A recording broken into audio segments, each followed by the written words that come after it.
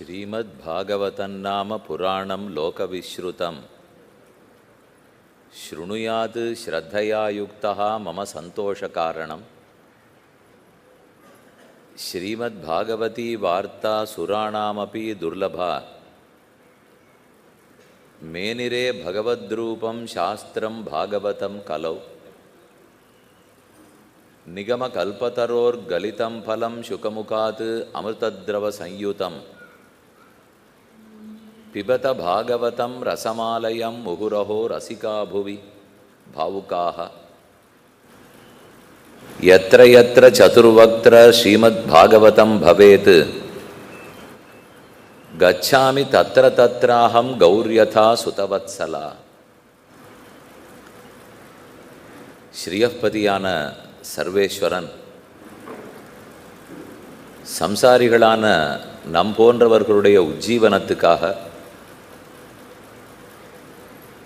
எத்தனையோ அவதாரங்களை செய்கிறார். அந்த அவதாரத்தின் கதைகளெல்லாம் இதிகாசங்களாக புராணங்களாக மகர்ஷிகளாலே எழுத வைக்கப்பட்டுள்ளன. புராணங்கள் மிக பழமையானவை. ஆனால் அன்றன்று புத்தகத்தை பிரித்து நாம் கேட்கும்போது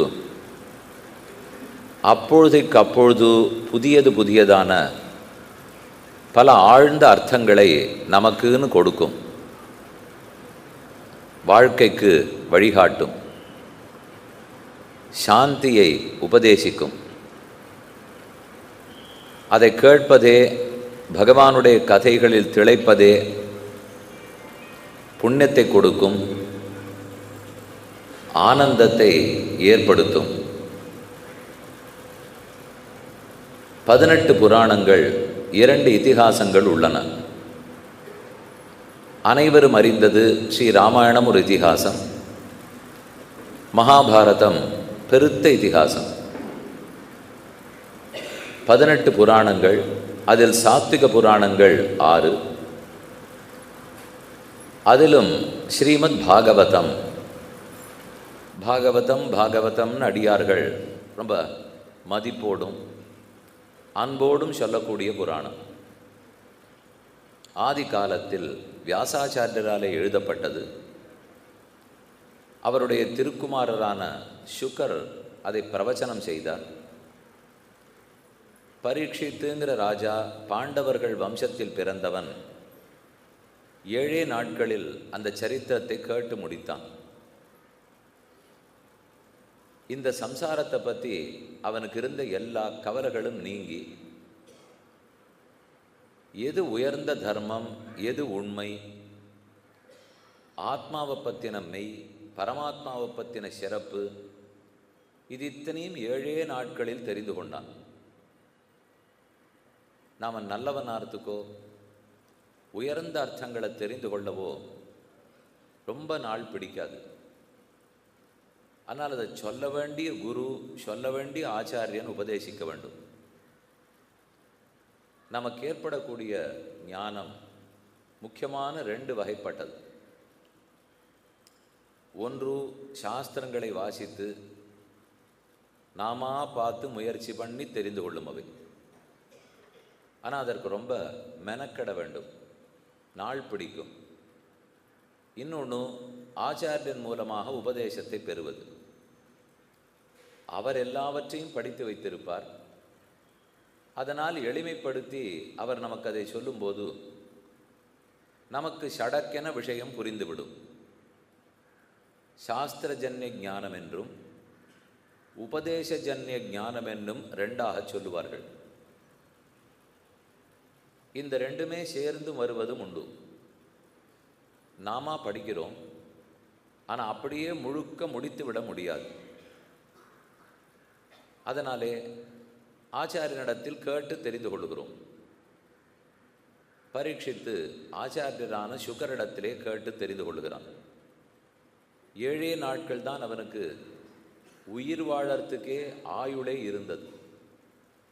ஆனால் அதற்குள்ளாக தெரிந்து கொள்ள வேண்டிய அனைத்தையும் தெரிந்து கொண்டான்.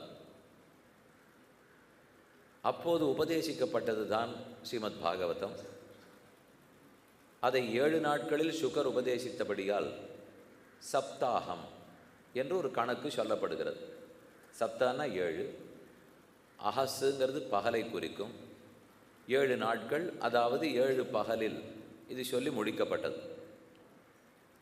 பாகவத புராணத்தை சப்தாக முறையில் கேட்பது சிறந்த புண்ணியத்தை கொடுக்கிறது, பாபங்கள் அனைத்தையும் போக்குகிறது, நம்மை நல்வழிப்படுத்தும்.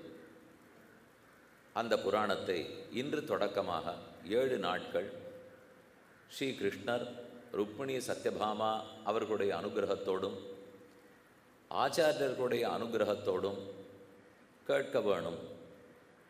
நம்மால் எவ்வளவு முடியுமோ அவ்வளவு கேட்க வேண்டும். எத்தனை தூரம் மனசில் தங்குமோ அவ்வளவு தங்க வேண்டும். நம்மால் எவ்வளவு கடைப்பிடிக்க முடியுமோ ஆந்தனையும் செய்ய வேண்டும்.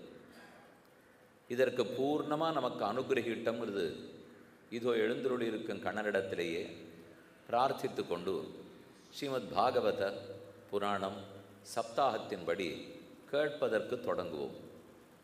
இதில் சொல்லுவது ஒருத்தர், கேட்பவர்கள் பலர் என்றெல்லாம் நினைத்து கொள்ள வேண்டாம். அவரவர் தெரிந்த விஷயங்களை பகிர்ந்து கொள்ளப் போகிறோம். இது பகவானை பற்றி யாரும் தெரிந்து முடித்து விட போவதில்லை. என்னைக்கா இருந்தாலும் கடைசி மூச்சு வரை இன்னும் படிக்கிறோம் என்று தான் சொல்ல முடியும். அதனாலே இப்போ நம்ம கொஞ்சமாக படித்தாலும் அது நிறைவாக நம்ம மனசில் தங்கி அதை நம்ம வாழ்க்கையில் கடைப்பிடிக்கிறதுக்கு உபயோகப்பட வேண்டும். அப்படின்னு தான் பெருமானிடத்தில் பிரார்த்தித்து கொள்ளணும். இந்த புராணம் மொத்தம் 18,000 ஸ்லோகங்கள், 12 ஸ்கந்தங்கள். எளிமையான புராணம், நிறைய சரித்திரம் சொல்லப்பட்டிருக்கிற புராணம். புராணம்னாலே இந்த 5 அம்சங்கள் கண்டிப்பாக இருக்கணும். சர்கஸ்ய, பிரதிசர்கஸ்ய, வம்சோ மன்வந்தராணிச்ச, வம்சானுச்சரித்தஞ்சேதி புராணம் பஞ்சலக்ஷணம். 5 இலக்கணங்கள் கொண்டது புராணம். சர்க்கம், சர்க்கம்னா படைப்பு. இந்த உலகம் எப்படி படைக்கப்படுகிறதுன்னு முதல்ல சொல்லும். பிரதிசர்க்கம் அப்படின்னா உலகம் அழிகிறதே, நிறைய சம்ஹாரம் சம்ஹாரம்னு கேள்விப்படும், அதுதான் பிரதிசர்க்கம். சர்கஸ்ய பிரதிசர்கஸ்ய வம்சா, சூரிய வம்சம், சந்திர வம்சம், இதில் நிறைய பேர் பிறப்பார்கள். பகவானே சூரிய வம்சத்தில் ராமனை அவதரித்தார். அவரே தான் கண்ணனாக சந்திர வம்சத்தில் பிறக்கிறார். அப்போ அந்த வம்சக்கதைகளெல்லாம் 3வது பங்கில் சொல்லும்.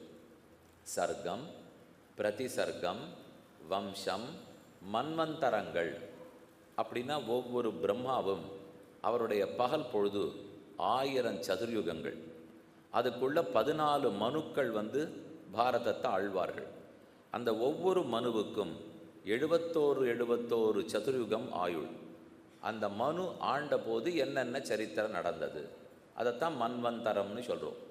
சர்கஸ்ய பிரதிசர்கஸ்ய வம்சோ மன்வந்தராணிச்ச வம்சானுச்சரிதஞ்சேதி.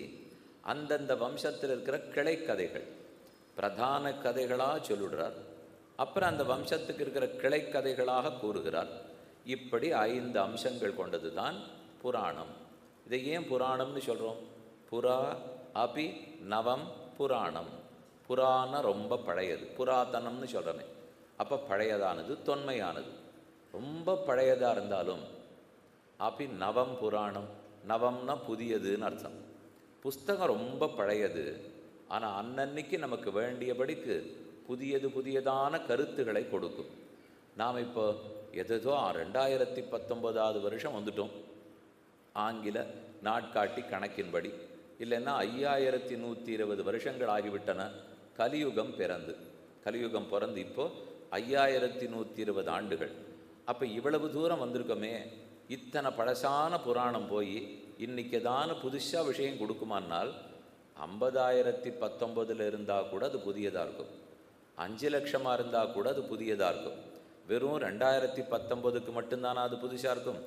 இன்னும் எத்தனை 1000 வருடங்கள் ஆனாலும் அப்பொழுது என் ஆறாத அமுதன் அப்படின்னு ஆழ்வார் பாடினா போலே ஆறாத அமுதமாய் பல அர்த்தங்களை நமக்கு கொடுக்கும். அப்பேற்பட்ட பாகவத புராணத்தில் என்ன சரித்திரங்கள்லாம் சொல்லப்பட்டுள்ளன, முதல் ஸ்கந்தத்தில் என்ன இருக்குது அப்படிங்கிறதை பார்ப்பதற்கெல்லாம் முன்னால் இந்த புராணத்தினுடைய மகாத்மியம் கேட்க வேண்டும். இதுக்கு என்ன பெருமை அப்படிங்கிறது இங்கு சொல்லப்படலை. பாகவத புராணம் தொடங்கிறது முதல் ஸ்கந்தத்திலிருந்து. ஆனால் அதுக்கு முன்னால் பாத்ம புராணத்தில் சொல்லப்படுகிறது பாகவத புராணத்தினுடைய பெருமைகள், அதனுடைய சிறப்பத்தனை அங்கே சொல்லப்படுறது. முதல்ல அந்த கதை என்னன்னு பார்ப்போம். அதற்கப்புறம் முதல் நாளுக்கு உண்டான பகுதி என்னங்கிறத சொல்லுகிறேன். சச்சிதானந்த ரூபாய விஸ்வோத்பத்தியாதி ஹேதவே தாபத்ரய விநாசாய ஸ்ரீ கிருஷ்ணாய வயம் நுமஹ. கண்ணனே, உன் திருவடிகளுக்கு வணக்கம். இந்த புராணத்தை பார்க்கும்போது ஸ்லோகங்கள் பரம பாவனங்கள். பாவனம்னா தூய்மை அளிக்க வல்லவை. அதனுடைய ஸ்லோகங்களை கேட்பதே, புண்ணிய ஸ்லோகத்தினுடைய ஸ்லோகத்தை கேட்பதே மிகவும் சிறப்பு வாய்ந்தது. அதனால் அங்கங்கே முடிஞ்ச அளவுக்கு ஸ்லோகத்தை வாசிக்கிறேன். அந்த ஸ்லோகத்துக்கு உண்டான அர்த்தம் என்னங்கிறத பார்ப்போம். 18,000 ஸ்லோகங்களையும் வாசித்து அர்த்தம் சொல்ல முடியாது, 700 நாளாவது ஆகும்னு வச்சுக்கோம். ஆனால் நமக்கு இருக்கிறது 7 நாட்கள் தானே. அதனால் அங்கங்கே மட்டும் பார்த்து கொள்வோம். யம் பிரவ்ரஜந்தம் அனுபேதம் அபேத கிருத்தியம் துவைபாயனோ விரஹகாதர ஆஜுஹாவ புத்திரேதி தன்மயத்தையா தரவோபினே துஸ்தம் சர்வபூத ஹிருதயம் முனி மானதோஸ்மி. வியாசாச்சாரியர் வசிஷ்டருடைய பரம்பரையில் பிறந்தவர். பிரம்மாவனுடைய மானசபுத்திரர் வசிஷ்டாச்சாரியர். வசிஷ்டருடைய குமாரர் சக்தி. சக்தியினுடைய குமாரர் பராசரர். பராசரருடைய மகனார் வேதவியாசர். வேதவியாசருடைய குமாரர் சுகாச்சாரியர். இப்போ வியாசருக்கும் சுகருக்கும் தகப்பனாரும் மகனும். அவள் 2 பேருக்கு எவ்வளவு நெருக்கம் இருக்கும். நாமெல்லாம் உறவு, பாசம், தந்தை மகன் இதெல்லாம் தெரிஞ்சு வச்சுருக்கோம். ரிஷிகளுக்குள்ள தந்தையும் மகனும் எப்படி இருந்திருப்பா? நம்மாட்டம் ஒட்டுறவு இருக்குமா? நம்மாட்டம் பாசமாக இருப்பார்களா? ஏதான ஒரு 10 நிமிஷம் நாழி கழித்து வந்தால் கவலைப்படுவார்களா? நாம் அப்படி பரபரக்கிறோமே, அப்படியெல்லாம் அவர்களுக்கு இருக்குமானால் இருக்கும். ஆனால் நாம் எப்படி பரபரக்கிறோமோ அப்படி செய்ய மாட்டார்கள். சுகாச்சாரியர் பரமபக்தர். அவருக்கு இருந்த பக்தி வியாசரான தந்தைக்கு ரொம்ப பிடிக்கிறது. ஆனால் அதே சுகர் பிரம்மத்தை தேடிட்டு நான் காட்டுக்கு போகிறேன் அப்படின்னு தன் ஆசிரமத்தை விட்டு புறப்பட்டு விடுகிறார். இப்போ நமக்கு நம்ம பிள்ளையோ பெண்ணோ பிரிஞ்சு போனால் பிடிக்காது. அதை போல் அவருக்கும் அவர் பிள்ளை பிரிஞ்சு போகிறது பிடிக்கலை.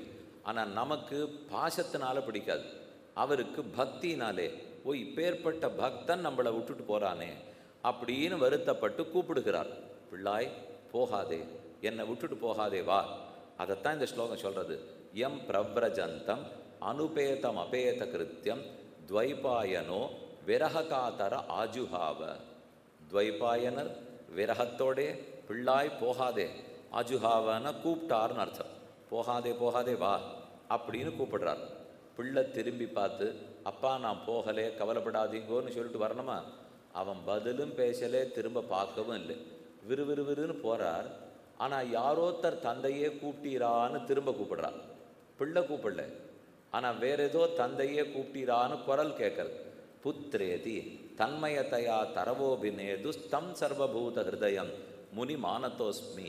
சுகாச்சாரியருக்கு ஒரு பெருமை.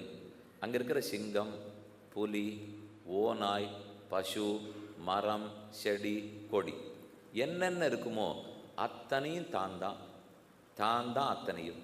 தனக்குள்ளே இருக்கிற பகவான் தான் அதுகளுக்குள்ளும் இருக்கார், அதுகளுக்குள்ளே இருக்கிற பகவான் தான் நமக்குள்ளும் இருக்கிறார். அதனால் நமக்கு அதுக்கு என்ன வித்தியாசம் இருக்குது? நானும் பகவானுக்கு உடல், இந்த மொத்த மண்டபமும் பகவானுக்கு உடல், போட்டிருக்கிற நாற்காலியெல்லாம் பகவானுக்கு உடல், அனைத்துக்குள்ளும் அவர் தான் அந்தராத்மாவாக இருக்கார். அப்போ நமக்குள்ள என்ன வித்தியாசம்? அப்படிங்கிற அளவுக்கு மொத்த ஜந்துக்களோடையும் பழகி இருப்பான். அதனால் அந்த ஜந்துக்களுக்கெல்லாம் நாம தான் சுகர் தான் நாம் அப்படிங்கிற ஒரு ஒற்றுமை அந்த எல்லாத்துக்கும் வந்திருக்கு. அதனால் வியாசர் குரலெடுத்து கூப்பிட்ட உடனே சுகர் பதில் சொல்லணும்னு இல்லை, அவராகவே மற்ற பொருட்கள்லாம் தங்களையும் நினைத்து கொண்டு இருக்கின்றன.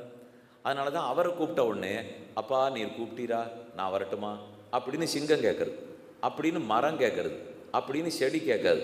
இதை பார்த்த வியாசருக்கு அழுவதா ஆனந்தப்படுவதான்னு தெரியவில்லை. இப்பேற்பட்ட மகனை பெற்றிருக்கோமே அப்படின்னு ஒரு பக்கம் சந்தோஷமாக இருக்குது. ஆனால் அந்த மகன் நம்மளை விட்டுட்டு கிளம்பி போகிறானே அப்படிங்கிறது வருத்தமாகவும் இருக்கிறது.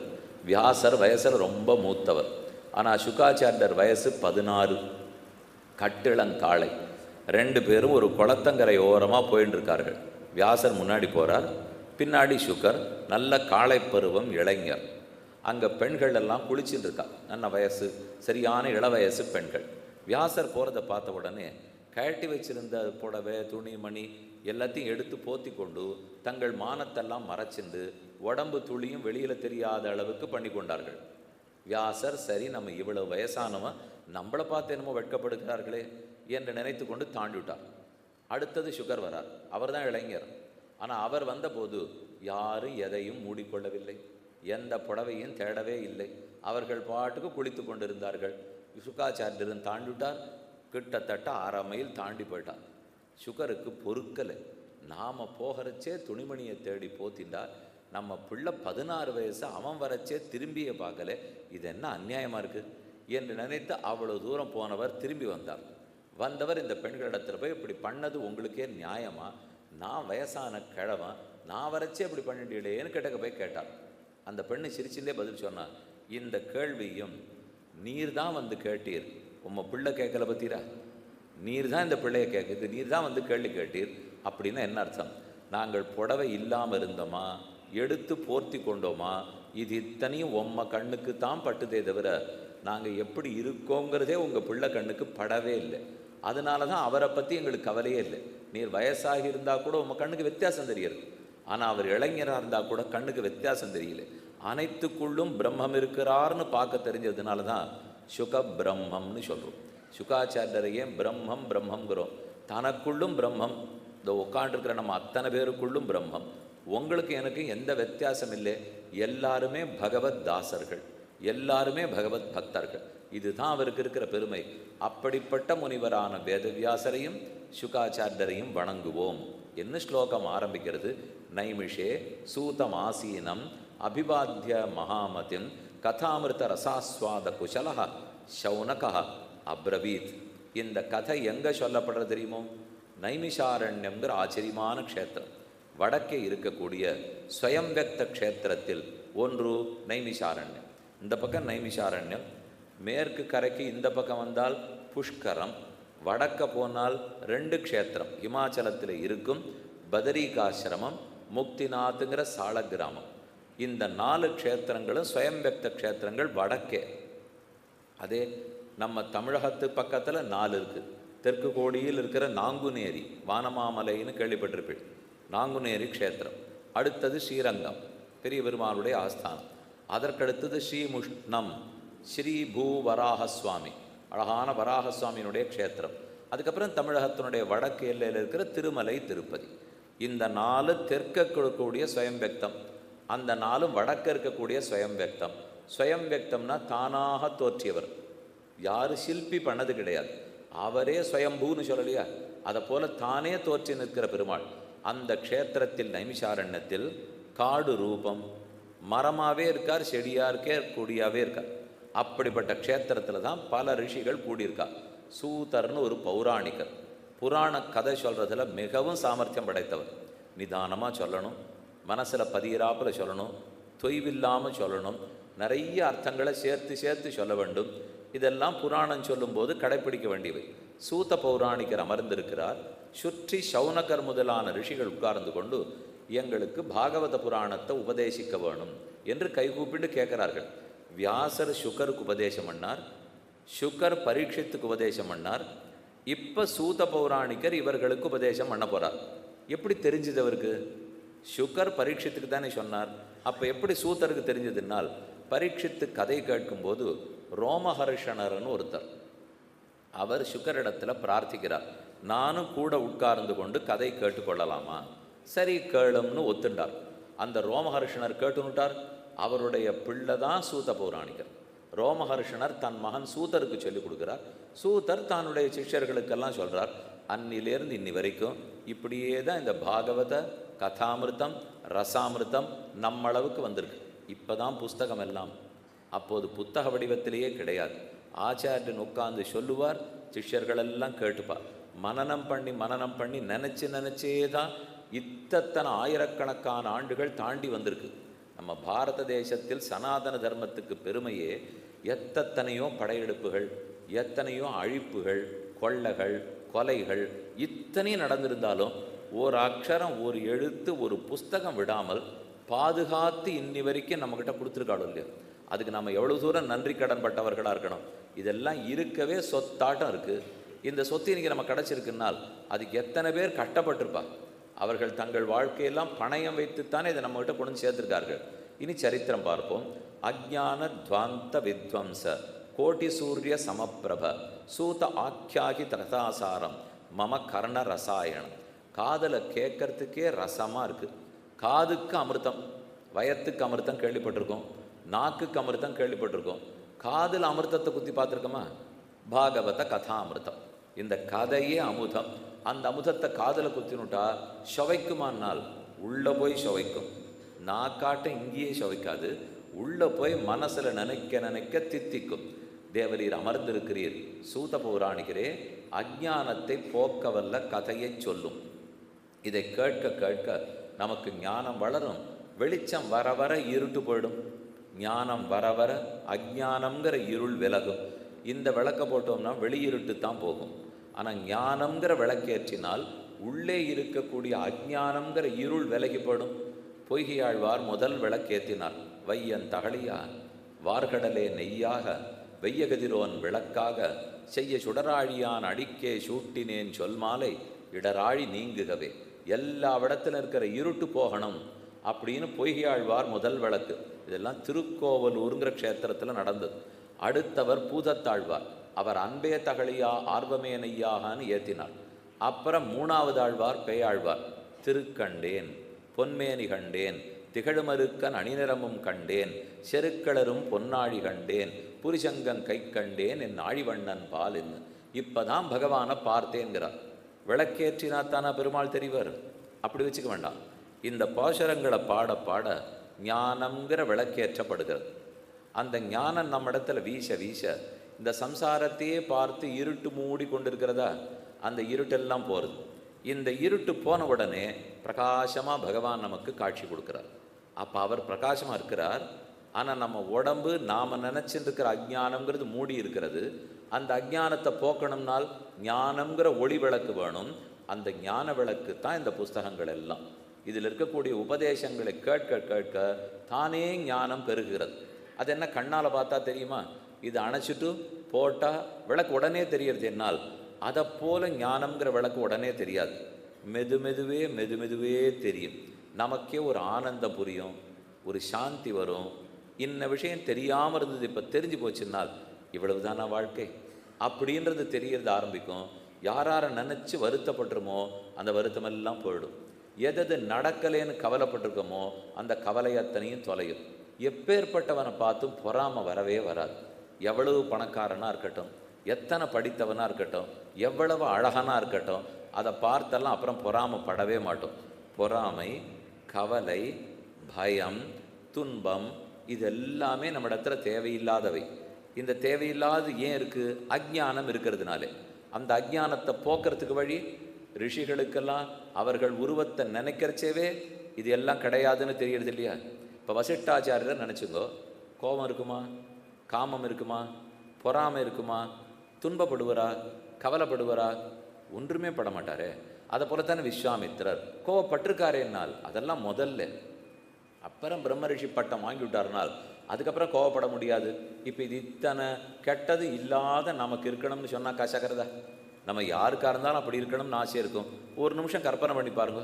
நாளிலேருந்து எனக்கு கோபமே, கவலையே, துன்பமே, பொறாமையே இருக்காதாம் அப்படின்னு ரொம்ப நல்லா இருக்கும். அது வாழ்க்கையே ரொம்ப இனிக்கும் போல் இருக்கேனால் அந்த இனிமையை பெறுவதற்கு தான் இந்த புராணம். அதனால தான் அதை கேட்கிறார்கள். அஜ்ஞான துவாந்த வித்வம்ச கோட்டி சூரிய சமப்பிரப. கோட்டி சூரியன் சேர்ந்து எரிந்தால் எவ்வளவு ஒளி இருக்குமோ அதை போல சூத்தர் அமர்ந்திருக்கிறார். அப்படின்னா நிஜமாக திருமேனி அவருக்கு வெளியீர்னு இருக்குமானால் முகத்தில் இருக்கிற பிரம்ம தேஜஸ். இந்த தேஜஸ்ங்கிறது விளக்கு தேஜஸ் இல்லை, பிரம்மத்தை மனசில் நினைத்து நினைத்து நினைத்து அதனால் முகம் பிரகாசமாக இருக்குது, தெளிவாக இருக்குதுன்னு அர்த்தம். முகம் பிரகாசம்னால் சாமி முகத்துக்கு பின்னாடி ஏதானு விளக்கு போட்டு வச்சுருப்பாளா, அது ஏதானு எரியுமா, அப்படிலாம் இருக்காது. ஆனால் பார்த்தாலே ஒரு தெளிவு தெரியும். ஓஹோ இதை பார்த்தா நாம் தெரிஞ்சுக்கணும் போல் இருக்குது. அதை போல இருக்கிற நீர் தான் உபதேசிக்க வேண்டும். பக்தி ஞான விராகாப்தா விவேகோ வர்த்ததே மகான் மாயாமோக நிராசச்ச வைஷ்ணவைஹி கிரியதே கதம். நாம் எல்லாரும் மாயா, மோகம் இவற்றை தொலைக்க வேண்டும். ஒன்றை இன்னொன்னா நினச்சிக்கிறோம்.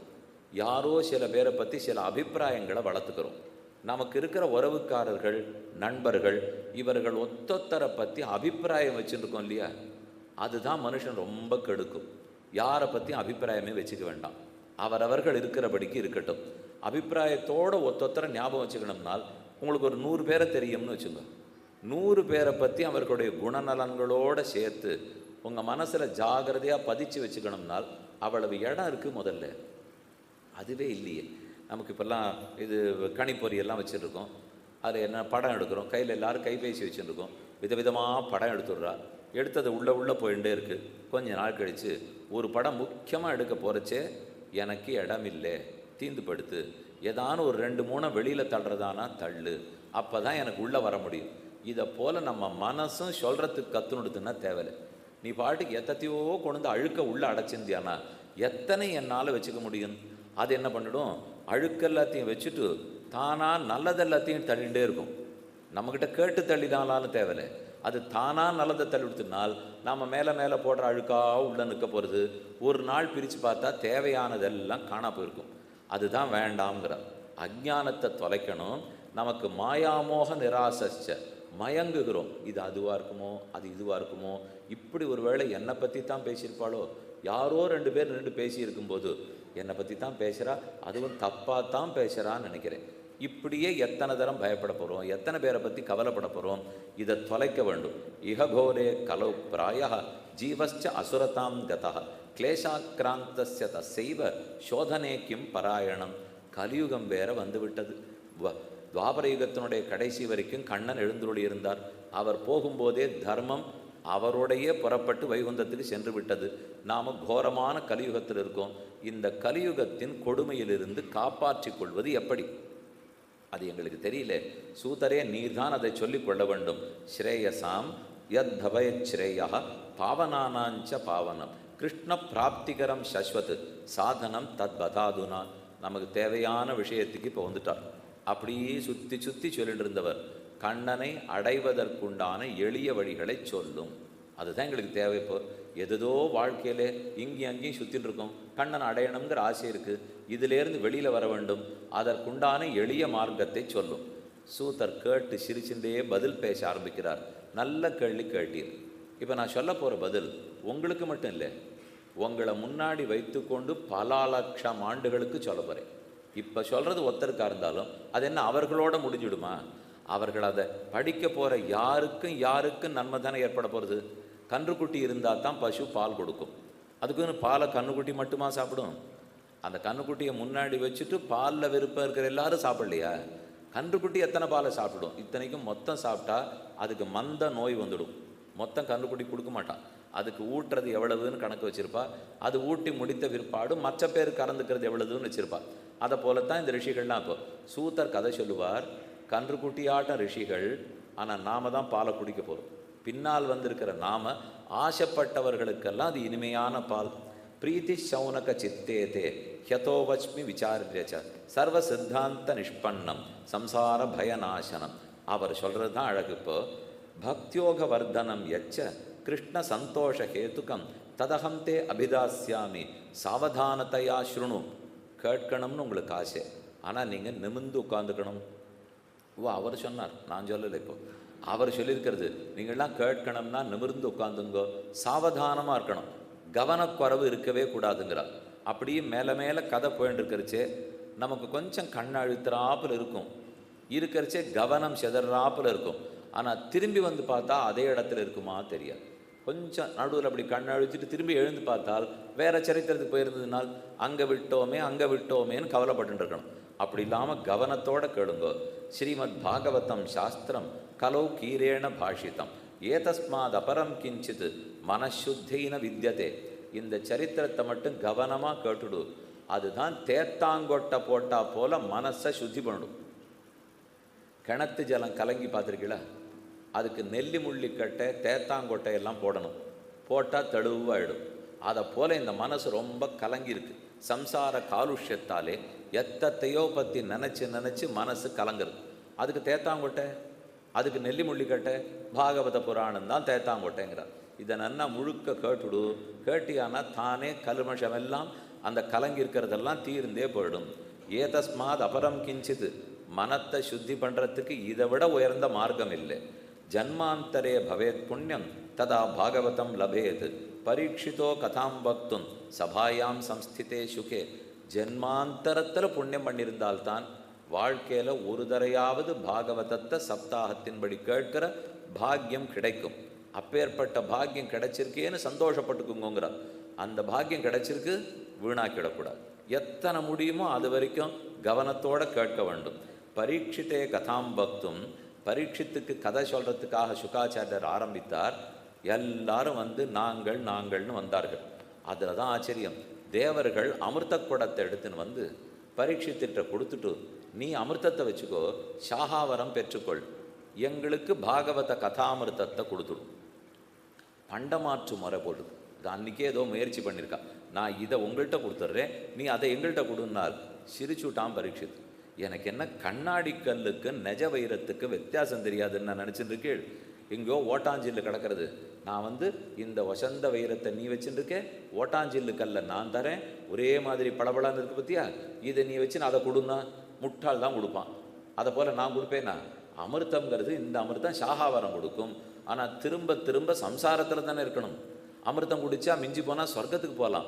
கிருஷ்ண சாயுஜ்யம் கிடைக்காது, கண்ணனுடைய திருவடி கிடைக்காது. அது எனக்கு பாகவத புராணம் தான் கொடுக்கும். ஆகவே உங்கள் கும்பத்தை, உங்கள் சுதாவை நீங்களே வச்சுக்கோ, அமிர்தம் உங்களோடு இருக்கட்டும், நான் என்னுடைய கதாமிர்தத்தை கேட்டுக்கொள்கிறேன் என்று பரீட்சித்து சொல்லிவிட்டானா. சுகம் நத்வா அவதன் சர்வே ஸ்வகாரிய குஷலாசுராக கதாசுதாம் பிரயச்சஸ்வ கிரகீத்வைவ சுதாமிமாம் ஏவம் வினிமயே ஜாதே சுதா ராஜ்ஞா பிரபீயதாம். ஸ்ரீமத் பாகவதி வார்த்தா சுராணாமபி துர்லபா ராஜ்ஞோ மோக்ஷம் ததா வீக்ஷ்ய புரா தாத்தாபி விஸ்மிதா சத்யலோகே துலாம் பத்வா அதோலயத் சாதனான்யஜா. சத்தியலோகத்தில் பிரம்மா இருந்தார். பெரிய தராசு, தர்ம தராசை எடுத்து வச்சிருந்தார். எதெல்லாம் கண்ணன் திருவடிகளை அடைவிக்கக்கூடிய வழிகள் எல்லாம் ஒவ்வொன்றா வச்சு நிறுத்து பார்க்குறார். பாகவத புராணத்தை ஒரு தட்டில் வச்சார். மற்ற எல்லா வழிகளையும் ஒவ்வொன்றா மற்ற தட்டில் வச்சு பார்த்தா ஒன்னான அந்த கதை கேட்குற அளவுக்கு புண்ணியத்தை கொடுக்கலையாம். ஒன்னான கண்ணனுடைய திருவடி அவ்வளவு எளிமையாக கொண்டு கொடுக்கவே இல்லையா. அதனால தராசு தட்டில் அன்னிக்கே ஜெயித்தது பாகவத கதாமிருதம். யத்யபி பிரம்ம சம்பந்தாத் ஸ்ருதமேதத் சுரர்ஷிணா சப்தாக ஸ்ரவண விதி குமாரை தஸ்ய பாஷிதா லோக விக்கிரக முக்தஸ்ய நாரதஸ்ய அதிரதஸ்ய நாரதஸ்யாஸ்திரஸ்ய ச விதிஸ்ரவே குதः பிரீதிஹி சம்யோக குத்ரைதை சஹ. இப்போ ஒரு கதை பார்க்க போகிறோம். பாகவத புராணத்தினுடைய ஏற்றத்தை புரிஞ்சுக்கிறதுக்காக இந்த கதை சொல்லப்படுறது. ரொம்ப ஆச்சரியமான கதை, நன்கு கேட்க வேண்டும். சூத உவாச்ச, சூத பௌராணிகர் கூட உட்காண்டிருக்கிற ரிஷிகளுக்கு கதை சொல்கிறார். இப்படி ஒன்று நடந்தது, அதை சொல்கிறேன், அதிலிருந்து பாகவதம் எவ்வளவு சிறப்பானதுன்னு தெரிந்து கொள்ளுங்கள். நாங்களெல்லாம் ஒரு இடத்துல அமர்ந்து தபசு பண்ணணும்னு காத்துருந்தோம். பல ரிஷிகள் கூடினார்கள். கதம் பிரம்மன் தீனமுகா குதச்சிந்தாதுரோ பவான் துவரிதம் கம்யதே குத்திர குதச்ச ஆகமனம் தவ. ஒரு முறை விஷாலா நகரத்தில் ரிஷிகள் எல்லாரும் கூடி பெரிய சத்திரயாகத்துக்காக இருந்தார். சத்திரயாகம்னால் பல நாட்கள் லோகக்ஷேமத்துக்காக செய்யப்படக்கூடிய ஒரு தபஸு, ஒரு யாகம். தங்களுக்கெல்லாம் அவர்களுக்கு ஒன்று வேணாம், ஆனால் லோகம் நன்னா இருக்கணுங்கிறதுக்காக கூடி பண்ணுவார். பல நாட்கள் பண்ணுவார்கள். அப்படி அவர்கள்லாம் உட்காந்து பண்ணிட்டுருக்கிறச்சு கவலை தோய்ந்த முயத்தோட வேகமாக நாரதர் போயிட்டுருந்தாராம். இவாளுக்கு புரியல. சாதாரணமாக உலக மக்களுக்குத்தானே ரொம்ப கவலையோடு இருப்பா. நெற்றியில் கோடு கோடாக இருக்கும், நினச்சி சுருங்கி போயிருக்கும். நாரதருக்கு எதுக்கு கவலை? அவர் தான் போகிற இடத்துல நாராயணன்னு சொல்லிட்டு இருக்கார். ஏன் கவலைப்படுகிறீன்னு கூப்பிட்டு கேட்குறார். அவர் அதுக்கு பதில் சொல்கிறார். அகம் து பிருத்திவீம் யாத்தோ ஞாத்வா சர்வோத்தமாமிதி. இந்த பூமி முழுக்க சுற்றி பார்த்தேன், எங்கேயாவது சாந்தி கிடைக்குமா பக்தி கிடைக்குமான்னு பார்த்தேன், ஒங்கியும் இல்லை. எங்கு தேடி பார்த்தாலும் இல்லை. அது நீர் ஏதான ஊர் பேர் உயர்ந்த திருத்தலங்களுக்கு போயிருக்கணும், புண்ணியக்ஷேத்திரத்துக்கு போனால் கிடச்சிருக்கும் நீ வா சொல்ல பார்த்தா. அவர் அதுக்கு பதில் சொல்கிறார். நான் போன ஊர்லாம் பேர் சொல்கிறேன், அதெல்லாம் ஏதாவது சாதாரண ஊரான்னு பாருங்கோ. அவ்வளோ உயர்ந்த ஊர்களுக்கு தான் போனேன். புஷ்கரஞ்ச பிரயாகஞ்ச காசியும் கோதாவரியும் ததா. புஷ்கரத்துக்கு போனேன், காசிக்கு போனேன், கோதாவரிக்கு போய் நீராடினேன். ஹரிக்ஷேத்திரம் குருக்ஷேத்திரம் ஸ்ரீரங்கம் சேதுபந்தனம். ஹரிக்ஷேத்திரம் குருக்ஷேத்திரம் இதோ பக்கத்தில் இருக்கிற ஸ்ரீரங்கம், சேத்துக்கரை, ராமேஸ்வரம், திருப்புல்லானி எல்லா இடத்துக்கும் போனேன். ஏவமாதிஷு தீர்த்தேஷு பிரமமானா இதஸ்ததா. இங்கேயும் அங்கேயும் போய் எங்கேயாவது வைராக்கியம் இருக்கா, எங்கேயாவது தபஸ் இருக்கா, எங்கேயாவது பக்தி இருக்கா தேடினது தான் பாக்கி. எங்கே போனாலும் எதுவும் கிடைக்கல. கலி விறுவிறுவிறுன்னு கருப்பாக வர்றது தெரிஞ்சுட்டே இருக்கு என் கண்ணுக்கு. இப்போ அப்படின்னா நமக்கெல்லாம் இப்போது ஒரு பக்கத்தில் அப்படி சூறாவளி ஆட்டம் வந்ததுன்னா தெரியும், பார்த்தா வேகமாக காற்று வர்றது கருப்பாக தெரியும். அதை போல் நாரதருக்கு கலி முற்றிண்டே வர்றது தெரிய ஆரம்பிக்கிறதாம். இதை அவர் சொல்லி இப்போ 5000 வருஷம் எடுத்து நாம் இப்போ அதுக்கெல்லாம் அவ்வளோ தள்ளி இருக்கோம்னா இன்னும் கொஞ்சம் கருப்பாக இருக்குமோ, அன்றைக்கே அது அவ்வளோ இருந்திருக்குன்னா இன்றைக்கி எவ்வளவா இருக்குமோ. அந்த கலியினுடைய கோரத்தன்மையைத்தான் பார்த்தேன். நாபஷங் குச்சரதி சர்ம மன சந்தோஷகாரகம். என் மனசு திருப்தி அடையிறதுக்கு எங்கும் எதுவும் கண்டப்படலை. நல்ல விஷயம் ஏதும் என் கண்ணிலே படலை. கலினா அதர்ம மித்ரேன தரேயம் பாதிதாதுனா சத்தியம் நாஸ்தி. ரிஷிகள்லாம் கேட்குறா, அது கண்ணில் கோளாறாக இருக்கும். நீ நன்னா பார்த்துருந்தா ஒழுங்காக இருந்திருக்கும். நீர் இப்படியே கருப்பு கண்ணாடியை போட்டு எல்லாத்தையும் பார்த்தா கருப்பு கருப்பாக தான் தெரியும். அப்படி என்ன தப்பு, என்ன குற்றம் கண்டுபிடித்தீன்னு கேட்குறா. சத்தியம் நாஸ்தி, யாரும் உண்மையே பேச மாட்டேங்கிறான். தபஹா சௌச்சம் நாஸ்தி, யாரிடத்துலையும் தபஸே இல்லை, வைராக்கியமே இல்லை. சௌச்சம், நினச்சது ஒன்று நினைக்கிறான், பேசுறது இன்னொன்று பேசுறதான், செய்கிறத இன்னொன்று செஞ்சு விடுறான். அப்படி பண்ணிட்டோமேனு கவலை கூட யாருக்கும் இல்லை. எத்தையோ நினைக்கிறான், எத்தையோ பேசுகிறான், எத்தையோ செஞ்சு விடுறான். கொஞ்சமான புலநடக்கம் இருக்கா? இன்று நான் சாப்பிட போகிறதில்லேன்னு சொன்னால் அதெல்லாம் ஒத்தராலையும் முடியல. இவ்வளவு தான் சாப்பிட போகிறேன்னால் இல்லை இன்னும் கொஞ்சம்ங்கிறான். இன்னென்னத்தை சாப்பிடக்கூடாதுன்னால் ஆனால் மனசு அதில் போகிறதேங்கிறான். இதை பார்க்கக்கூடாதுன்னால் என்னமோ கண்ணு படபடக்கிறதேங்கிறான். இதெல்லாம் எப்படி இருக்கும்னு எனக்கு தெரியலையே. கொஞ்சமான வைராக்கியம் வேண்டாமா?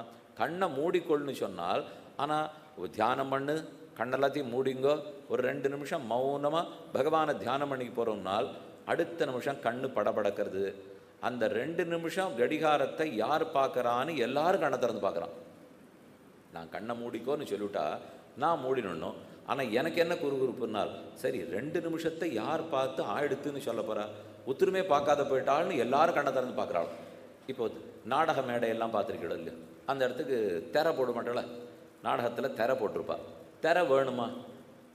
வேண்டாம். ஆனால் போடுறோம்.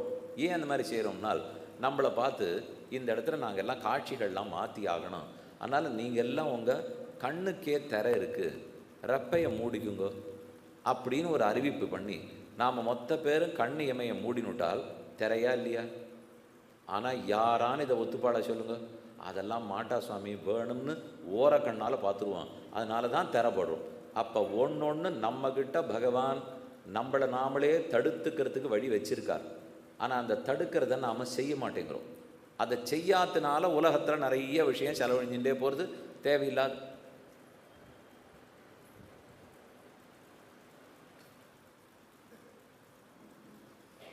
ஒரு இடம் சொல்கிறேன். கோவர்தன கிரிதாரி கண்ணன் கோவர்தனத்தை குடையாக பிடிக்க போகிறார். அதுக்கு முன்னாடி மொத்த சோற்றையும் அட்டுக்குவிசோத்து பறிப்பதம்னு கோவர்தனத்துக்கு கண்ட்ரோலை பண்ண வந்தார்கள். அப்படின்னா நைவேத்தியம் பண்ணுறதுக்கு வரா. கண்ணன் சொல்கிறார்,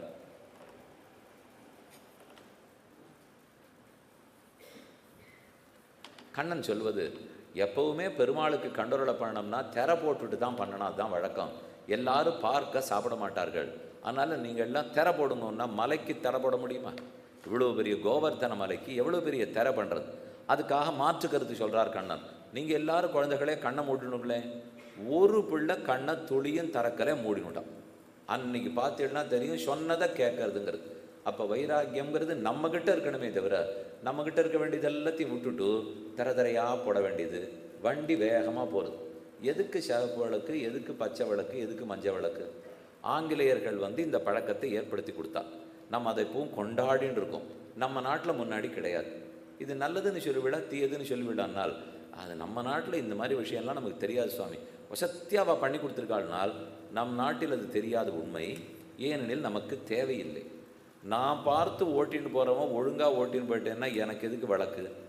எதிராளி வரணுமா நான் வரணுமான்னு சண்டை போட ஆரம்பிக்கிறேன் பாருங்க, அப்போ தான் விளக்கே வேணும். எங்கே பார்த்தாலும் கட்டை கட்டுவா. இப்போ கோவில்னு போயிட்டாலே கூட்டம் அதிகமாக வருது. ஏகாதசி வருதா, சரி கட்டையை கட்டிடுங்க. இந்த கட்டை அந்த கட்டை, இப்படி போக முடியாது, அப்படி போக முடியாது, பிரதட்சணமாக போக முடியாது, திரும்பி வர முடியாது, எவ்வளவு கட்டி வச்சுட்றா. அந்த நாள்லெல்லாம் இப்படி பார்த்துருப்பீடா இல்லை? இப்போ கூட்டம் கூடி எடுத்துனுவா. ஓரளவுக்கு கூட்டமெல்லாம் எப்பவுமே இருந்து தான் இருக்குது. ஆனால் இப்போ மனக்கூட்டம் கூடிடுச்சு. அப்படின்னா மனசில் கட்டுப்பாடு இல்லை, எல்லாருக்கும் அவசரம்.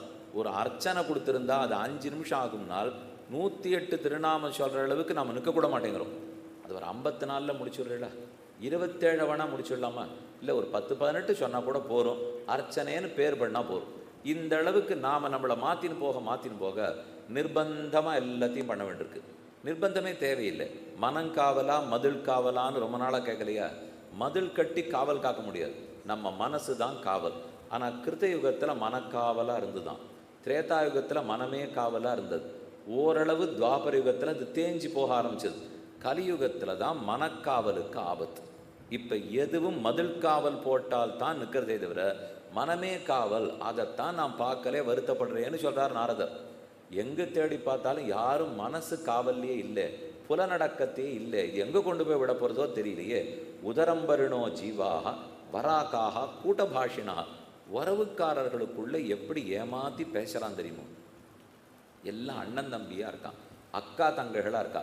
அவர்களுக்குள்ளேயாவது மனசு திறந்து நேர்மையாக பேசுகிறான்னால் பேசுறது இல்லையே. ஒருத்தருக்கு ஏமாத்துறதுக்கு ஒரு கல்யாணத்துக்கு வரலன்னா கூட என்னால் வர முடியலேன்னு சொல்ல மாட்டேங்கிறான். நான் வரணும்னு வண்டி ஏறினேன், ஆனால் வண்டி போல அப்படின்னு அங்கிருந்து போய் சொல்ல ஆரம்பிக்கிறான். எதுக்கு சொல்லணும்? இப்போ என்னால் வர முடியலையா? வர முடியல. சின்ன சின்ன விஷயத்துக்கு போய் சொல்கிறா. யாரு ஏமாத்தணும்னு பார்க்குறான். என்னமோ சாமர்த்தியம்னு சொன்னாலே ஏமாற்றினா சாமர்த்தியக்காரன்னு ஒரு பேச்சு அடிபடுறது. ஏமாத்திரமெல்லாம் சாமர்த்தியக்காரனா? இல்லை இல்லை. நல்ல விஷயத்தை நிலைநாட்டுறதுக்கு நல்ல முறையில் பாடுபட்டால் சாமர்த்தியம்னு அர்த்தம். நம்ம சாமர்த்தியங்கிறது என்ன வச்சு, அவர் சரியான சாமர்த்தியக்காரர் சுவாமி, எப்படி தடுக்கல் ஏறுனா அங்கே பாஞ்சிருவார், இங்கே ஏறுனா அங்கே பாஞ்சிருவார், இதுவா சாமர்த்தியம்? இந்த சாமர்த்தியத்தை வச்சுன்னு என்ன லாபம்? பகவானுக்கு அந்த சாமர்த்தியம் இருக்குமா? சாமர்த்தியம்னா ஆஞ்சநேயருக்கு இருக்குது சாமர்த்தியம், சுதர்சனாழ்வாருக்கு இருக்குது சாமர்த்தியம். ஒரு இடத்துல தப்பாக அந்த சாமர்த்தியத்தை பிரயோகப்படுத்தியிருப்பாரா. சஞ்சீவ் மலையே தூக்கின்னு வந்தார், சீதையே திரும்ப தூக்கின்னு போய் விட்டுடுறேன்னு சொன்னார். அது சக்தி, அது சாமர்த்தியம், அது புத்திசாலித்தனம். அதெல்லாம் கலியுகத்தில் நான் பார்க்கவே இல்லை. வயிற்றுப்பாட்டுக்காக என்னவனா பண்ணுவான் போல் இருக்கு. உதரம்பரிணோ விற்த்தாக வராக்காக கூட்டபாஷினா மந்தாக சுமந்த மத்தையாக. ஞான புத்தி கூர்மையாக இருக்குதுன்னு சொல்கிறியா? 10 நிமிஷத்தில் 10 விஷயத்தை புரிய வைக்கலாம்னால் கலியுகத்தில் அந்த 10 நிமிஷத்தில் ஒன்று சொன்னாலே புரிஞ்சிக்க மாட்டேங்கிறான். மெதுவாக தான் புரியுது. மந்த பாக்கியர்கள். ஆயுளாவது நிறையா இருக்கா? இல்லை. புத்தி கூர்மையாக இருக்கா? இல்லை. ஸ்ரத்தையாவது நிறையா இருக்கா? இல்லை. நேரமாவது ஒதுக்குறானா? இல்லவே இல்லை. எல்லாம் அவசர கோலம்னு இருக்கிறது. இதுக்குள்ளே எப்படித்தான் நான் தேட போகிறேனோ தெரியல. பாகண்ட நிரதாக சந்தாக விரக்தாக ச பரிகிரகாக. எல்லாரும் ஆஸ்திக நாட்டம் இருக்கான், ஆனால் நாஸ்திகவாதம் பேசுகிறான். நாஸ்திக நாட்டம் இருக்கான், வீட்டுக்குள்ளே போய் பார்த்தோம்னா நாம சங்கீர்த்தனமே பண்ணிட்டு இருக்கான். எதை என்ன நம்புறதுன்னே தெரியலையே. ஆஸ்திகன்னாலும் நான் புரிஞ்சுப்பேன், நாஸ்திகன்னாலும் புரிஞ்சுப்பேன். ஆஸ்திக நாஸ்திகனாக இருக்கானே, இவனை எப்படி கண்டுபிடிக்கிறது? இப்போ ஏன்னா நமக்கு விரோதின்னு தெரிஞ்சால் ஒதுங்கி போயிடலாம், நண்பன்னு தெரிஞ்சால் கையை பிடிச்சிக்கலாம். ரெண்டுத்தில் எதுன்னே தெரிஞ்சுக்கலன்னா போகிறதா வேண்டாமா, முட்டுறதா நிற்கிறதானே தெரியாதோ இல்லையோ. வேகமாக மேடை போட்டு நாஸ்திகவாதம் தான், கடவுளே கிடையாது, சாஸ்திரமே கிடையாதுங்கிறாளேனால் அது அங்கே மேடையில் உள்ளே போய் வீட்டுக்குள்ளே நுழைஞ்சாலே 48 நாள் விஷ்ணு சஹஸ்ரநாம பாராயணம். ஏதோ உடம்பு சரியில்லை யாருக்குன்னு சொன்னால் ஒரு மண்டலம் பாராயணம் பண்ணுங்கோ, ரொம்ப ரொம்ப நாளாக நடந்துட்டுருக்கு. அப்போ இது யார் எதுன்னு எடுத்துக்கொள்ள? இப்போ இவனை பார்த்து பலரும் அப்படியே நம்மளும் இருக்கலாமா அப்படின்னு நினைக்க ஆரம்பிக்கிறா. இதுதான் கலியுகத்தினுடைய கொடுமையாக இருக்குது. மந்தாகா தருணி பிரபுதா கேஹே ஷாலகோ புத்திதாயகா கன்யா விக்ரைனோ லோபாத் தம்பதினாஞ்ச கல்கனம். கல்யாணம்னு வந்துவிட்டால் குணவதியா, சாஸ்திர ஞானம் இருக்கா, தர்மத்தை படி நடப்பாளா, மாமியார் மாமனார்களை ஒழுங்காக எல்லாரும் பார்த்துப்பார்களா, ஸ்ராத்தம் மத்துமுண்டான தர்ப்பண காரியங்கள் சரியாக இருக்குமா, விருந்தோம்பல் ஒழுங்காக பார்த்துப்பளா, இது ஒன்றுமே கேட்கறதே இல்லையே. சொத்து பத்து நிறையா வருமா, அழகாக இருக்கார்களா, சாமர்த்தியமாக குடும்பத்தை நடத்தின்னு போக தெரியுமா, 2 பக்கம் சண்டை வந்தால் அதை நன்னா சமாளிக்க தெரியுமா, இப்படி பார்த்துன்னா கல்யாணம் பண்ணி கொடுக்கிறார்கள். கல்யாணத்துக்கு வேண்டிய இலக்கணமே மாறிப்படுத்தே. இது எப்படி சரிப்படுத்துவோன்னு தெரியல. இப்போ தர்மத்துக்கு கல்யாணமா அல்லது இந்த சாமர்த்திய சமாளிப்புக்கு கல்யாணமானு தெரியலையே. கல்யாணம் பண விஷயமாகிவிட்டது. தேவதா ஆயத்தனான் நெத்திரன் துஷ்டைர் நஷ்டானி பூரிஷா. நிறைய கோவில்கள்லாம் இருக்குது, தபஸ் எங்கேயும் இல்லை. நிறைய புண்ணிய தீர்த்தங்கள் இருக்குது, அந்த இடத்துல வைராக்கியம் எங்கேயுமே இல்லை. நிறைய செய்கிறா, பணமாக கொட்டுறது, ஆனால் அந்த பணம் கொட்டுறதுக்குள்ள அன்பு இருக்காங்கிறது தெரியல. அப்போ எதோ நிறைய இருக்கே தவிர இருக்க வேண்டிய முறையில் இருக்காங்கிறது ரொம்ப சந்தேகமாக போச்சு. யாமுனம் தடமாபன்னா எத்திரலீலாம் ஹரேரபூத். இப்படியே மன வருத்தத்தோடு சுற்றி சுற்றி வந்தேன். அப்படி வந்து யமுனைக்கரையை அடைந்தேன். அப்போது வயசான ஒரு பெண்மணியாக இருந்திருக்கணும். இப்போ சட்டுன்னு இளமையாக அடைஞ்சுட்டா. பக்கத்தில் 2 பேர் வயசானவர்கள் மயக்கமாக சரிந்திருந்தார்கள். 3 பேர் உட்காண்டிருந்தா. அது எப்படி? இந்த பெண்ணுக்கு இவா 2 பேரும் பிள்ளைகளாக இருந்தால் இவளை விட வயசில் மூத்தவர்களான்னா இருக்கா? இவர்கள் 2 பேர் யாராக இருக்க முடியும்? அவள் தட்டி தட்டி அந்த 2 பேரையும் எழுப்புறா. எழுந்திருக்கிறாப்புல சாஞ்சுடுறார்கள். திரும்ப முயற்சி பண்ணி எழுப்புறா. எழுப்புறதுக்கு முடியல. அவ மனசில் கவலை. 2 பேரும் ஒரே மயக்கம். சரி, யாராக இருக்கும்னு கேட்போம் அப்படிங்கிறதுக்காக கிட்டக்க போனேன். போபோ சாதோ க்ஷணம் திஷ்ட மச்சிந்தாமபி நாசய தர்சனந்தவ லோகஸ்ய சர்வதா அகஹரம் பரம். நான் அந்த பக்கமாக போன உடனே அந்த பெண்ணை என்னை கூப்பிட்டா. போபோ சாதுவே, நாரதரே, நில்லும், எனக்கு ஒரு பெரிய கவலை இருக்குது, அந்த கவலையை தீர்த்து விட்டுட்டு போம். காசித்வம் காவிமௌ சேமா நார்யக்கா பத்மலோச்சனா வத தேவி சவிஸ்தாரம் ஸ்வஸ்த துக்கஸ்ய காரணம். ஏ தேவி, நீர் யாரு? எதுக்கு இந்த 2 பேரும் பக்கத்தில் படுத்துன்னு இருக்கா? ஏன் மயக்கமாக இருக்கா? உமக்கு என்ன வருத்தம்? அப்பவ சொல்கிறா, என் பேர் தான் பக்தி, நான் பக்திங்கிற பெண்ணு. அகம் பக்தி ரிதி கியாதா இமவுமே தனையவு மதவ். இந்த 2 வயசானவர்களும் என் பிள்ளைகள். நீ இளமையா இருக்க, அவ 2 பேருக்கு வயசாயிருக்கு, எப்படி உன் பிள்ளைன்னு சொல்கிறே? ஓ, இவர்களும் என்னாட்டம் இளமையாக தான் இருந்தார்கள், நானும் இவர்களாட்டம் முதுமை அடைஞ்சிருந்தேன், எனக்கும் வயசாயிடுத்து இவர்களுக்கு வயசாயிடுத்து. நல்ல வேளை யமுனைக்கரைக்கு வந்த உடனே எனக்கு இளமை திரும்பி விட்டது. மதுரா, பிருந்தாவனம், கோகுலம், யமுனை, கோவர்தனம், காமியவனம் இதுகளிடத்துல போய் இருந்தோம்னாலே 2 நாள் 3 நாள் ராத்திரி தங்கினோம்னாலே இளமை திரும்பி வந்துடுமா? அப்படின்னா சுவாமி, நாங்களும் இப்போ 70 வயசாச்சு, வேணா அங்கே வரோம், திரும்பி வரைச்சே 17ஆக வரலாமான்னால் உள்ளத்தால் கண்டிப்பாக 17ஆக வரலாம், ஞானத்தால் சிறப்பாக வரலாம், ஸ்ரத்தையால் நிச்சயம் சிறப்பாக வரலாம். அந்த பூமிக்கே இருக்கிற மாஹாத்மியம் அது. பிருந்தாவனம் பிரஜபூமியை தொட்டாலோ உருண்டாலோ புரண்டாலோ அது கண்ணனுடைய வாசனையோடு இருக்கக்கூடிய பூமி. அதனால தான் எனக்கு இளமை திரும்பிடுத்து. ஆனால் இவர்கள் 2 பேருக்கு இன்னும் திரும்பலை. யாமுனம் தடம் ஆபன்னா எத்தரதீலா ஹரேரபூத். ஹரியனுடைய லீலை நடந்த யமுனைக்கரைக்கு வந்தேன். ஏகாது தருணீ தத்திர நிஷன்னா கிண்ணமானசா விருத்தௌ துவௌ பதிதௌ பார்ஸ்வே நிஸ்வஸ்த அவச்சேதனௌ அகம் பக்திரிதி கியாதா இமௌமே தனையௌ மதௌ. இவா 2 பேருக்கு பேர் சொல்கிறேன். இவனுக்கு ஞானம்னு பேர், இவனுக்கு வைராக்கியம்னு பேர். அப்படின்னா அவர்கள் 2 பேருக்கு தான் வயசாகிடுதுன்னு அர்த்தம். இப்போ ஞானத்துக்கு வயசாகிடுத்தான், வைராக்கியத்துக்கு வயசாகிடுத்தான், பக்திக்கு வயசாகி தப்பிச்சு இளமை வந்திருக்கு. இப்போ பக்திக்கு வயசாகிடுது, ஞான வைராக்கியத்துக்கு வயசானால் இப்போ திரும்பலை, ஆனால் பக்திக்கு இளமை திரும்பிடுத்து. அதனால் இப்போ நாமும் இங்கேருந்து கிளம்பி பிருந்தாவனம் போகிறோம்னு வச்சுங்க, ஞான வைராக்கியம் திரும்புமா சந்தேகம். அதுக்கு இன்னும் மெனக்கடணும். பாகவத புராணத்தை 7 நாள் கேட்டால் தான் அது எழுந்திருக்க போகிறது. இப்போ பாகவத புராணம் கேட்டு ஞானம் வைராக்கியங்க 2 பிள்ளைகள் எழுந்திருக்க போகிறா. அதுக்கு முன்னாடியே பக்தி எழுந்து விட்டாள். ஏன்? பகவான் விளையாடின விளையாட்டுகள் இருந்த பூமி பிருந்தாவனம் கோகுலம், அதுக்கு வந்த உடனே பக்திக்கு மட்டும் இளம்ப திரும்பிடுது. இப்போவும் நீங்கள் அங்கே போங்க, பக்தி தாண்டவமாடும், எங்கே பார்த்தாலும் பக்தி தெரியும். ஆனால் அப்படியே படித்து ஞானம் இருக்கானால், ஞானம் ஓரளவுக்கு நன்னா இருக்கிறது தமிழகம் பக்கம்தான். எந்த சாஸ்திரமாக இருக்கட்டும் சம்பிரதாயமாக இருக்கட்டும் இங்கே இவ இழுத்து பிடிச்சி வச்சுருக்க மாதிரி வடக்க போக இருக்காது. ஆனால் நமக்கு என்னன்னால் பக்தின்னு சொன்னால் 100 தரம் அதை பற்றி பேசி ஸ்தாபிச்சா தான் ஒத்துப்பா. எதையாக இருந்தாலும் கேள்வி கேள்வி கேள்வி, எதிர்ப்பு எதிர்ப்பு எதிர்ப்பு, இதே நம்ம தமிழகத்தில் வேலை. ஆனால் உத்தரப்பிரதேசத்துலேயும் ஹரியானா போகணுன்னு வச்சுக்கோங்க, அதெல்லாம் கேட்கவே மாட்டா. நீ தான் பக்தின்னு சொல்கிறியா, இவரை குருன்னு சொல்கிறியா, தடால்னு விழுந்துருவா. பாகவதமாக 6 மணி நாழி ஒரு நாளைக்கான்னு சொல்லுங்க, 25,000 பேர் உட்காந்துருப்பா. 1 2 இல்லை, ஒரு சப்தாக உபன்யாசம்னா பந்தல் மட்டும் 5 லட்சம், நித்தியப்படி சாப்பாட்டு செலவு 10 லட்சம். அத்தனை பேர் கார்த்தால் 6 மணிக்கு கஞ்சி சாப்பிட்றதுலேருந்து ஆரம்பிப்பா. அப்புறம் மொத்தம் புராணம் படிப்பா. 7 நாளும் 25,000 பேர் உட்காண்டே இருப்பா. அப்படியே உங்களுக்கு புரிஞ்சுடுத்தானால் அதெல்லாம் அவசியமே இல்லை. எங்கே சப்தாக நடக்கிறதோ கண்ணன் அங்கே இருப்பார், அவர் இருக்கிற இடத்துல நாங்கள் இருக்கணும். இந்த நம்பிக்கை தான் வடக்க உண்டு. தெற்க வர வர எல்லாத்தையும் நம்ம வாதம் பண்ணி ஸ்தாபிக்கணும், அப்போ தான் ஒத்துப்பா. இந்த வாதம் ஸ்தாபிக்கிறதுனாலே புத்தி கொஞ்சம் அதிகமாகிடுதுன்னு அர்த்தம். அப்படின்னா தான் இந்த கேள்விகள்லாம் ரொம்ப அதிகமாகிடும். அது கொஞ்சம் குறைய. நான் இப்போ புத்தி வேண்டான்னு சொல்லலை, வாதம் பண்ணிட்டு ஸ்தாபிச்சுட்டு ஒத்துனுட்டா ஒத்துக்கணும். அது ஒத்துக்கிறாப்பில் நம்ம சொன்னால் கூட மாட்டேன்னு பிடிவாதம் பிடிக்கூடாது. திறந்த உள்ளத்தோடு கேட்டுக்கணும் இல்லையா? ஆனால் வடக்க மூட பக்தி, கண்மூடித்தனமான பக்தின்னு சொன்னால் கேட்டுப்பார்கள். குரு சொல்கிறாரா, கேட்டுக்கிறேன். கண்ணன் இப்படி தான் இந்த இடத்துல இருக்காரா, சரி ஒத்துக்கிறேன். அதுக்கு மேலே கேள்வி முறைக்கே போக மாட்டான். அது இந்த கதையிலேயே தெரிஞ்சு போயிருந்துங்க. அங்கே வடக்க போன உடனே பிருந்தாவன கரையில் பக்தி திரும்பி வந்துட்டா. ஆனால் அப்படி ஞான வைராக்கியம் வர முடியல. பக்தி பிறந்த கதை சொல்கிறாப்போ, இதானீம் ஸ்ருணுமத் வார்த்தாம் சச்சித்தஸ்தம் தபோனக வார்த்தாமே விததாபியாஸ்தி தாம் ஸ்ருத்வா சுகமாவக உற்பன்னா திரவிடே சாகம். நான் தமிழகத்தில் தான் பிறந்தேன்னு சொல்லிக்கிறா பக்தி.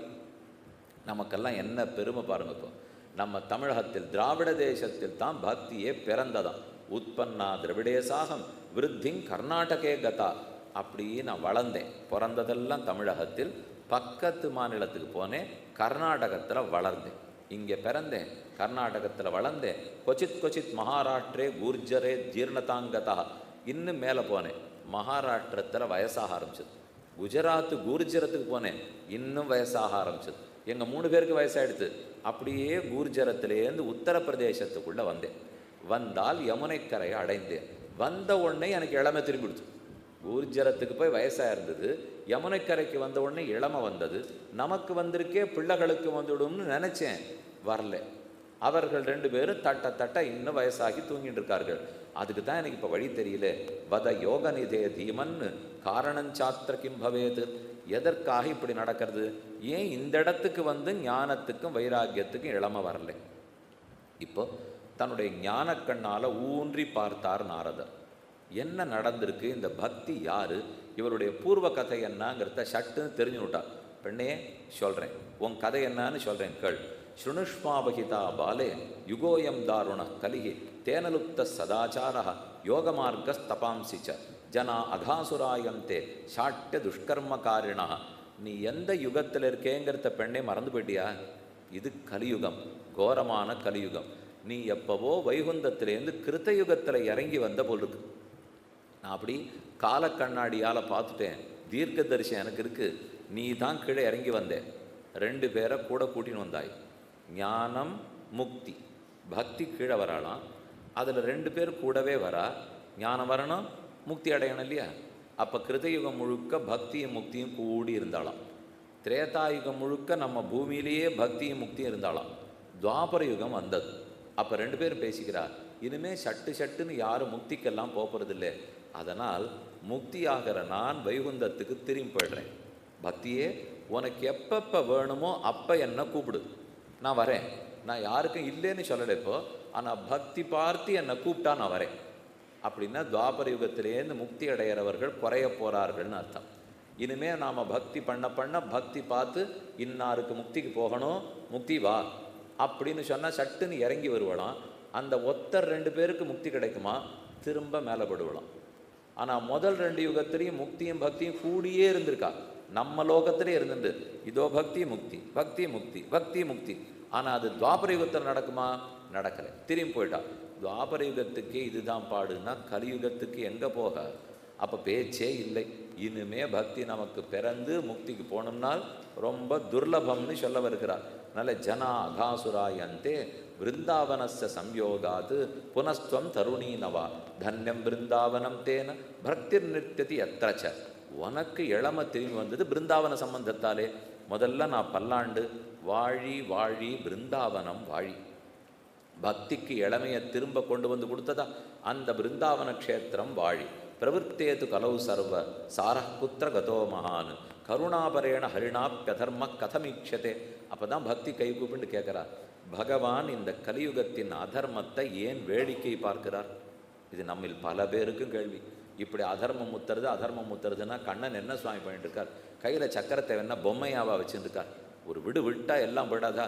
அவர் இன்னும் அப்படியே வில்ல வச்சுருக்கார், அப்படியே சக்கரத்தை வச்சுருக்கார். கதையை தூக்கவே மாட்டாரோ? ஓங்கி ஒரு போட்டார்னா கறி ஓடிப்படாதோ? ஏன் அதெல்லாம் ஒன்றும் பண்ணாமல் நல்லவர்களையா அடிக்கிறார்? அவர் பண்ணுறதை பார்த்தா இப்போ தீயவர்களையெல்லாம் நன்னா வாழ வச்சுட்டு நல்லவர்களெல்லாம் உதைக்கிறாரே, ஏன் கண்ணன் வேடிக்கை பார்த்து கொண்டிருக்கிறார் என்று பக்தி கேட்கிறாள். அதுக்கு அவர் பதில் சொல்கிறார், நமயா மாரணீயோயம் சாரங்க இவ சாரபுகு யத்பலம் நாஸ்தி தபசா ந யோகேன சமாதினா தத்பதம் லபதே சமயக்கு கலவு கேசவ கீர்த்தனாத். ஒன்று சொல்கிறேன் பெண்ணே, நன்னா கேட்டுக்கோ. எல்லாரும் கலி மோசம் மோசம்னு திட்டி தீர்க்கிறீர்கள், அப்படி நினச்சிக்க வேண்டாம்.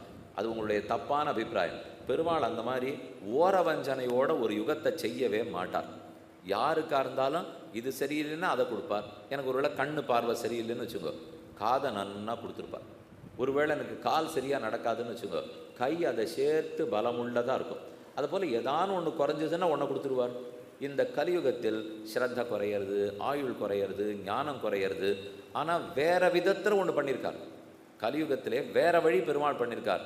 ரொம்ப சுலபத்தில் மோட்சத்துக்கு போகலாம். ஸ்ரத்த ரொம்ப குறைச்சலாக தான் இருக்கும், ஆனால் எளிதான செயல்கள் மூலம் முக்தி அடைந்து விடலாம். இந்த நன்மையை கலியுகத்துக்கு கொடுத்துருக்கார். இந்த ஸ்லோகம் நீங்கள் நன்னா தெரிஞ்சுக்க வேண்டியது. தத்பலம் லபதே சமயக்கு கலவு கேசவ கீர்த்தனாத். ஒவ்வொரு யுகத்திலையும் கட்டப்பட்டு போக வேண்டிய முக்தியை கேசவ நாம சங்கீர்த்தனத்தாலே கலியுகத்தில் எளிதில் அடைந்து விடலாம்.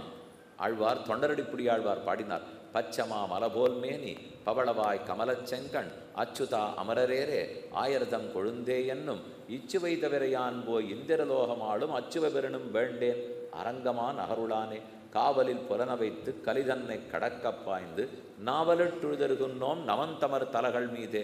இனிமே யமனுடைய பயமே எனக்கு இல்லை, நரகத்தின் கொடுமை இல்லை, கலி கொடுமை இல்லை, எல்லாரையும் ஜெயிச்சுட்டேங்கிறார் ஆழ்வார். என்ன பண்ணி? நின் நாமம் கற்ற ஆவலிப்பு உடமகண்டாய். கேசவ நாராயண மாதவ கோவிந்த விஷ்ணு மதுசூதன திருவிக்கிரம அப்படின்னு ஒரு நாமத்தை கற்றுக்கொண்டேன். அந்த நாம மகாத்மியத்தாலேயே இத்தனை பெருமை எனக்கு கிடச்சுடுத்துனால் அப்போ கஷ்டமான மார்க்கம்லாம் வேண்டாம். கலியுகத்தில் எளிய நாம சங்கீர்த்தனத்தாலே முக்தி பெற்று விடுகிறோம். அப்போ பெருமாள் அதை நன்னா தராசை சரிப்படுத்தி தானே வச்சுருக்கார். மற்ற யுகத்தெல்லாம் தபஸு பண்ணி மோட்சம் போகணும், யாக யஜ்யங்களை பண்ணி மோட்சம் போகணும், தியானம் பண்ணி மோட்சம் போகணும். இப்போ அதெல்லாம் பண்ணுன்னா நம்மளால் ஆகுமா? எல்லாரும் உட்காந்துருக்கே நல்லா நிறவாக இருக்கு, அப்படியே உட்காந்து ஒரு 2.5 மணி நேரம் தியானம் பண்ணுவோம் அப்படின்னு விட்டால், நான் கண்ணை மூடிண்டு 2.5 நிமிஷத்தில் திறக்கிறதுக்குள்ளே நாற்காலியெல்லாம் காலியாகிடும். யாரும் இங்கே இருக்கவே மாட்டோம். நீர் பாட்டுக்கு வேணா 12 மணி இப்போ தான் ஆச்சு, அதை 1 மணி நேரம் முடிச்சிருவீர்னு பார்த்தா என்னமோ இப்போலேருந்து தியானமாமே இருக்க மாட்டான்.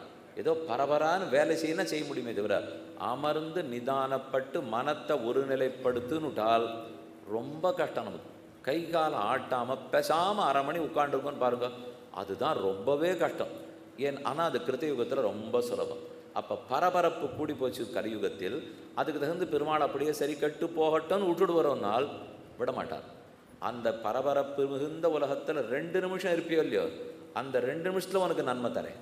அந்த இருக்கிற ஒரு நாளைக்குள்ளே சரணாதி பண்ணு, அந்த ஒரு சரணாகதிக்குள்ளே உனக்கு மோட்சத்தை தரேன், அந்த சொல்கிற நாமங்களுக்குள்ளே சிறப்பு ஏற்படுத்துகிறேன் என்று பார்த்து எவ்வளவு எளிமையான வழி பண்ணி வைத்திருக்கார்.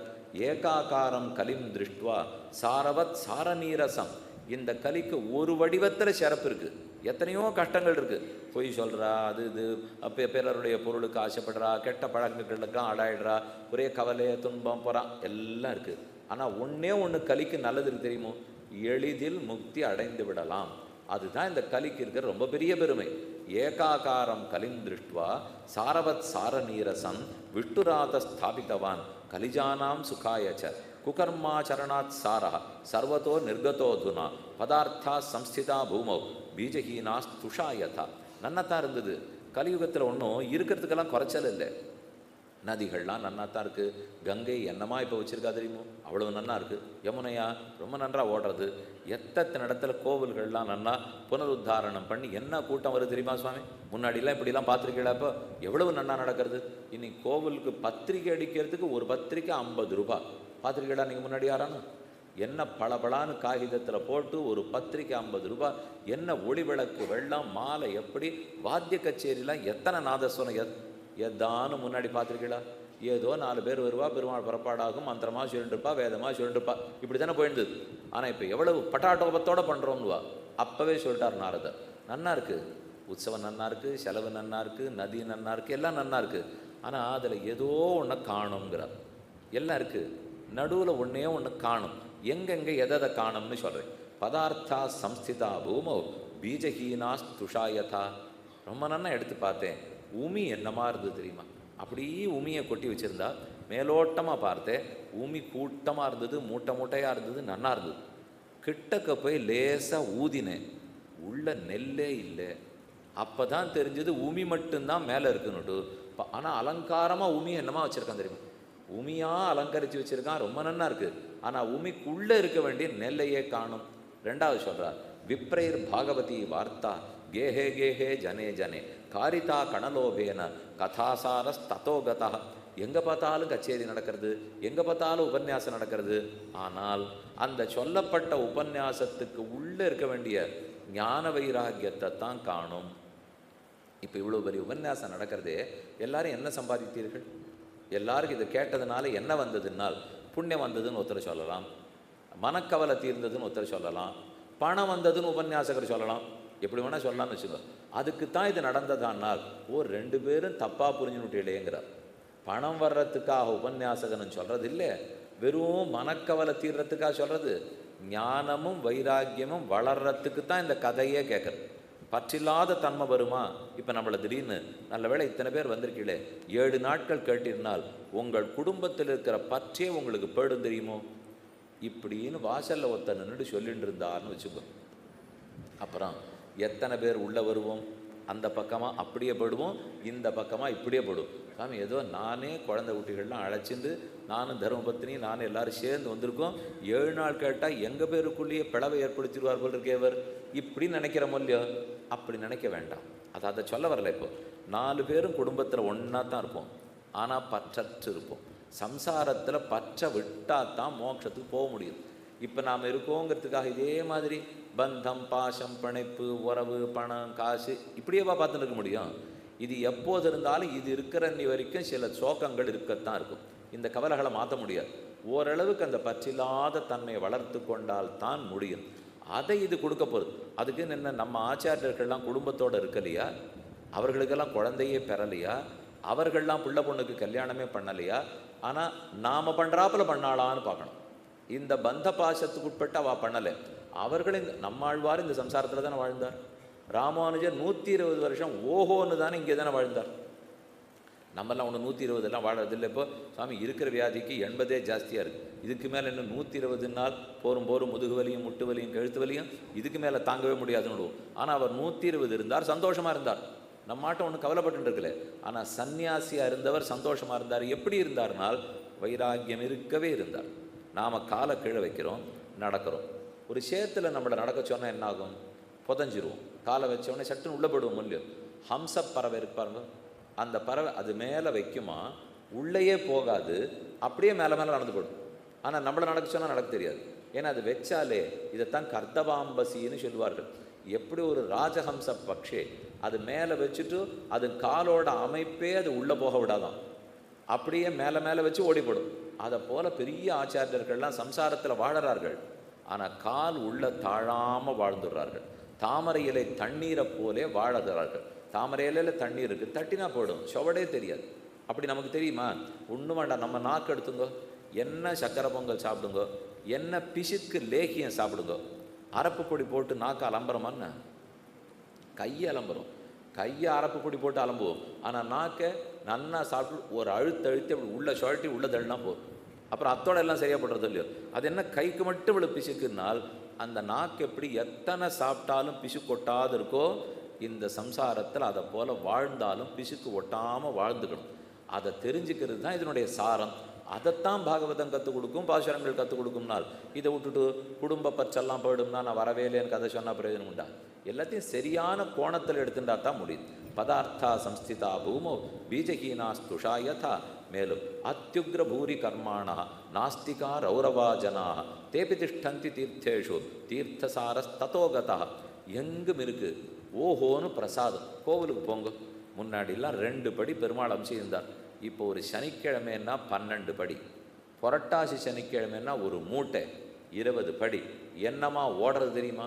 கார்த்தால கொடுக்க ஆரம்பித்தா பொங்கல் கொடுத்தோம், மத்தியான வெயிலுக்கு தத்யோனம் கொடுத்தோம், சாயங்காலத்துக்கு புளியோதரை கொடுத்தோம், ராத்திரிக்கு கேசரி கொடுத்தோம். 20 படி. ரொம்ப நாளாக சொல்லுவா.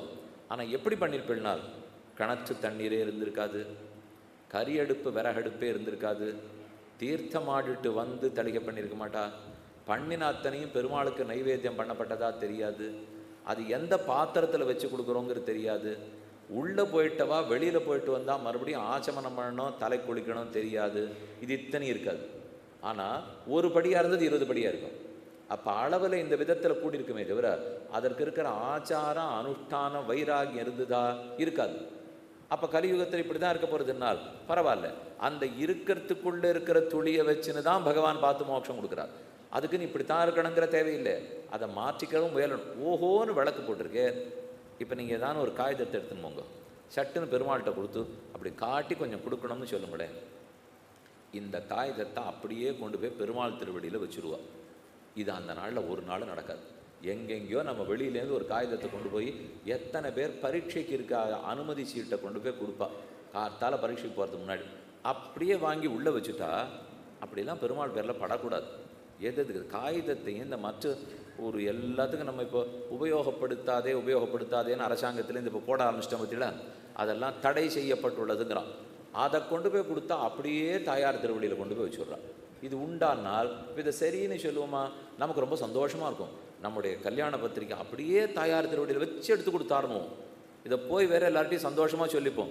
யாரானு ஒரு 80 வயசுக்காரர்கிட்ட சொல்லி பாருங்க, சொல்லிக்கிறேன் எனக்கு சந்தோஷப்பட தெரியல இப்போது, ஏன்னா அது பண்ணியிருக்கவே கூடாது, ஆனால் இப்படி தான் பண்ணுறேன். இப்படி பல விஷயங்களும் எது கூடாதோ நடக்க ஆரம்பிச்சுடுது. ஆனால் அதை ஓஹோன்னு வேற நடக்கிறதா சந்தோஷப்பட்டுடுறோம். அப்படி நடக்கவே கூடாது. அது குறைச்சலாக நடந்திருந்தால் கூட திருப்திகரமாக ஆச்சாரத்தோட அனுஷ்டானத்தோடு நடந்திருக்கணும். அது விட்டே போய் விட்டது.